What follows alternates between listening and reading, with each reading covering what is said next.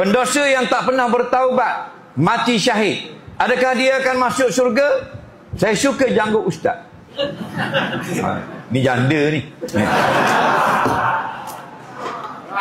Dia berdosa banyak, kemudian mati syahid, guana akhirat. Orang yang mati syahid ada dua. Satu dia panggil syahid akhirat, satu dia panggil syahid dunia.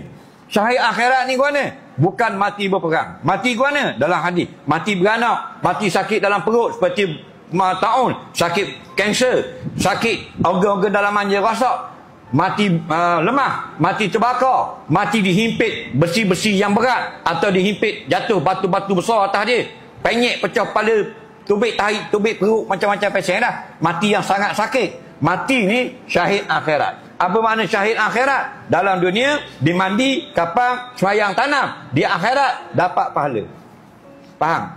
Jadi kalau mu tanya ni, syahid dunia. Apa makna? Orang yang berperang dengan tentera kafir, atau orang Islam yang munafik, yang bersama dengan orang kafir laknatullah, kita perang dengan mereka, kita mati, mati syahid. Hak ni Allah ampun segala dosa, melainkan hak orang.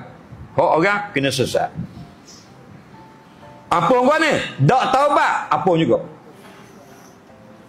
Dak kita dak mati syahid, kita pernah berzina 18 kali hari tu. Kalau kita pernah berzina, kita dak mati syahid, kita minta ampun, Allah ampun. Dan kalau kita mati dak minta ampun, kalau kita dak minta ampun, akhirat insya'a azabah wa insya'a ghafaralah. Akhirat gigi, oleh kerana kita mati tidak sempat bertaubat, akhirat ada dua pilihan. Kalau Allah nak ampun pun boleh, Allah nak azab pun boleh. Tapi kalau mati syahid, pakai ampun dulu. Melainkan dosa dengan orang. Contoh, dia mati syahid, tapi ada hutang 10 riyal piti orang, tak bayar. Atau ada curi piti sejik 100 riyal. Faham? Maka dia akan dipanggil oleh Allah untuk bayar 100 riyal tadi.